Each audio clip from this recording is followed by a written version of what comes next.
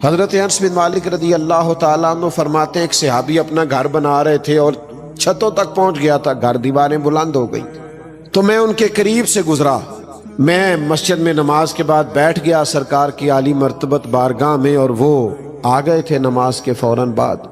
میں ان کے قریب سے گزرا تو السلام علیکم کہا تو وہ مجھ سے فرمانے لگے کہ آپ مسجد میں بیٹھ گئے تھے، میں تو آ گیا تھا، کوئی نئی آیت تو نہیں نازل ہوئی؟ تو میں نے کہا ایک آیت میں سن کے آیا ہوں نا۔ کہا وہ کون سی؟ فرمایا اللہ فرماتا ہے اقترب للناس حسابهم وهم فی غفلۃ معرضون، لوگوں کے حساب کا وقت قریب آ گیا ہے اور وہ ابھی بھی غفلت میں منہ پھیرے ہوئے۔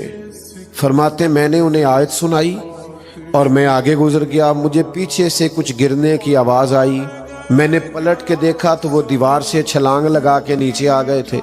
میں واپس ہوا، میں نے ان سے کہا مکان نہیں بنانا، کہنے لگے آپ نے تو کہا ہے حساب کا وقت قریب آ گیا ہے، ابھی آپ نے آیت سنائی ہے تو میں اب آخرت کی تیاری کروں گا۔ تو وہ جو سنتے تھے وہ ان پر اثر انداز ہوتا تھا۔ ہمارے ہاں لوگ کوئی مسئلہ پوچھتے ہیں تو لڑائیاں کرتے ہیں، بحث کرتے ہیں، اتنی بحث کرتے ہیں، بعض اوقات لگتا ہے دین دنیا میں آئے ہی بحث کے لیے۔ عمل کریں، اپنی تربیت کریں، اپنے اوپر نافذ کریں۔ نبی کریم علیہ الصلوۃ والسلام نے فرمایا جس نے دین کا علم اس لیے حاصل کیا کہ اس سے دنیا کمائے گا یا علماء سے بحث کرے گا، یا ایک جگہ فرمایا جاہلوں پہ رعب جمائے گا۔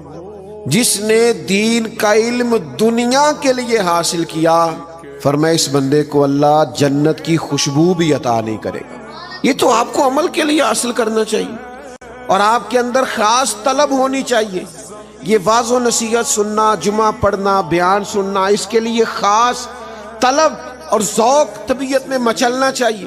میں نے دیکھا ہے کہ لاکھوں روپیہ دے کے لوگ ڈگریاں حاصل کرتے ہیں دنیاوی، مہنگا ترین ٹیچر ہے، فیس دے کر کے اس سے پڑھتے ہیں، لیکن مسجد میں کہا جاتا ہے فری سن لو قرآن اور حدیث، اور مولانا بیچارے جمعے میں صرف اتنا کہتے ہیں میرا ایک ہی مطالبہ ہے ذرا ٹائم پہ آ جایا کرو، لیکن ہمارا ارادہ ہی نہیں بنتا، وہ ذوق ہی نہیں، وہ شوق ہی نہیں۔ میرے عزیز بھائی یاد رکھیے گا، جب آپ دین کا ذوق پیدا کریں گے، پڑھیں گے، سنیں گے اور سیکھنے کی نیت سے، تو آپ اپنے اندر تبدیلی پیدا کریں۔